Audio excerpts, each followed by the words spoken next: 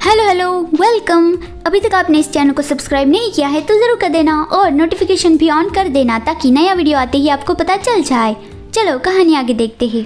सांगयान अभी baby kiosk में बदल गया है तो ज़ुओयू कहता है कि तो ये बिल्ली और कुत्ते जैसी दिखने वाली चीज़ केओस है। इस यूनिवर्स की शुरुआत में ही उसका जन्म हुआ था। उसके पास बहुत ज़्यादा पावर थी। वो अभी छोटा है और फिर वो बहुत बड़ा होगा, बहुत स्ट्रॉन्ग और माइटी बन जाएगा। उसकी बॉडी बहुत ही अट्रैक्टिव और ब्यूटीफुल बन जाएगी। इससे अच्छा तुम्हें वेसल नहीं मिलेगा। तो हेवन कहता है कि मजाक करना बंद करो। तभी बेबी कियोस्क की नज़र उस पे जाती है और उसे देखकर उसके मुंह में पानी आने लगा। हेवन कह रहा था कि कितने सारे दिनों के बाद ये सिर्फ थोड़ा सा ही बड़ा है और इसका ह्यूमन बॉडी में ट्रांसफर होने का तो कोई इरादा ही नहीं लगता।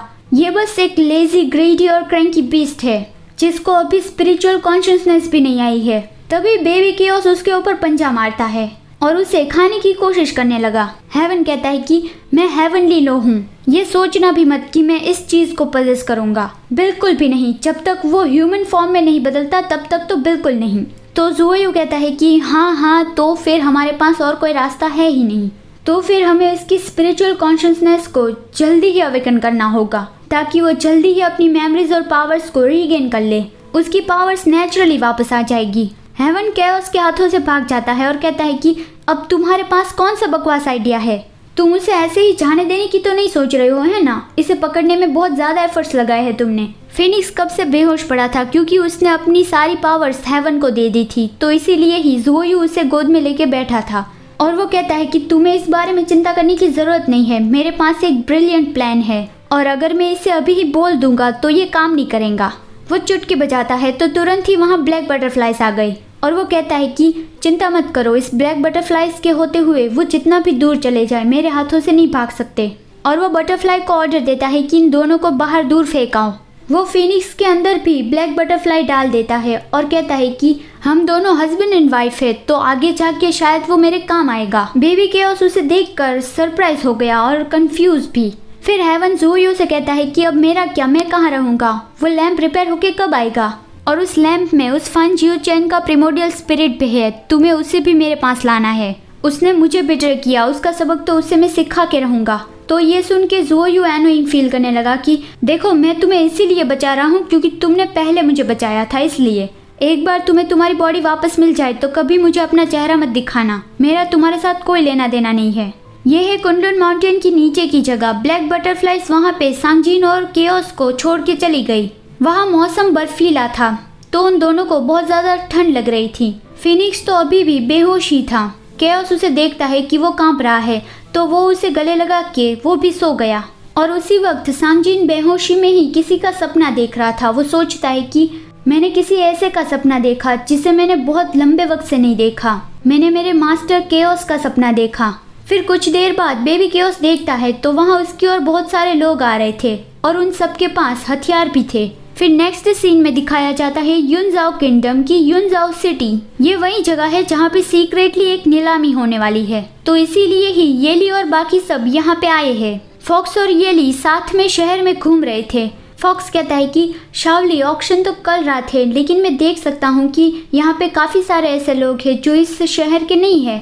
येली कहता है कि अभी उसकी ओर उंगली मत उठाना, हम पहले पक्का इन्वेस्टिगेशन करेंगे फिर उसको ऑन द स्पॉट एक्सपोज कर देंगे। फॉक्स कहता है कि हाँ ठीक है, लेकिन ये भी अच्छा होता अगर तीनों डेमोनिक बीस्ट कहीं छुपके से बैठे रहते और जब हमें मदद की ज़रूरत पड़ती तब वो आते। और इससे भी बढ़ के बात, ये युनजाओ सिटी तो बहुत ही ज़्यादा चहल पहल से भरा है। येली भी वो सारी आवाज़ें सुन के उसे महसूस कर रहा था और वो सोचता है कि 50 सालों के बाद मनुष्य लोग काफ़ी ज़्यादा बदल गया। करोड़ों नई जानों ने जन्म लिया, अब वो फ्री है, खुश है और सब कुछ बहुत अच्छा है। मैं तो इससे भी बेहतरीन ताई हुआंग पीछे छोड़ कर जाना चाहता था। तभी उन दोनों के पास ग्लूटोन उसके पास भाग के आ रहा था। उसके पास बैग में बहुत सारा खाना था।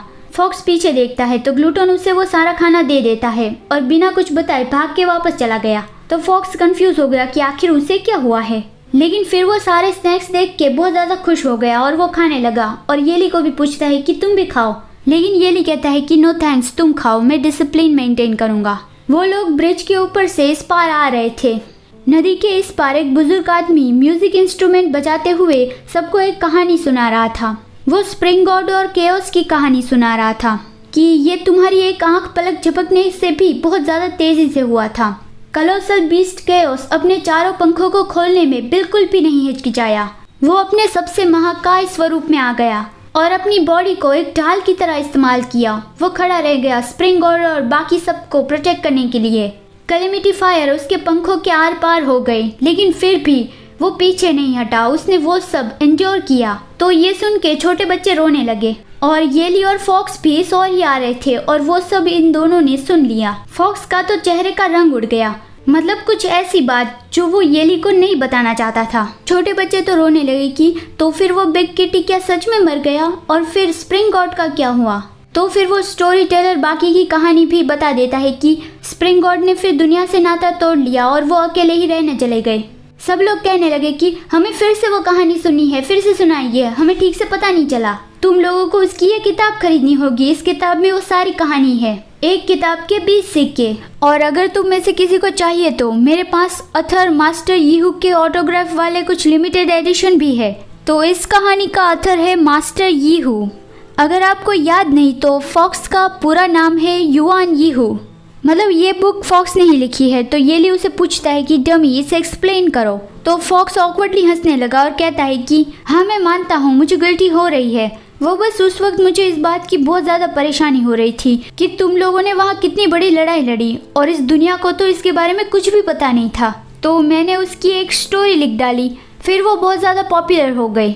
अब तो लोग उस कहानी में बिलीव भी करने लगे हैं और कई सारे स्प्रिंग गॉड टेम्पल में तुम्हारे स्टैचू के पास केओस का स्टैचू भी लगा दिया है। वो लोग अब उसकी भी पूजा करते हैं।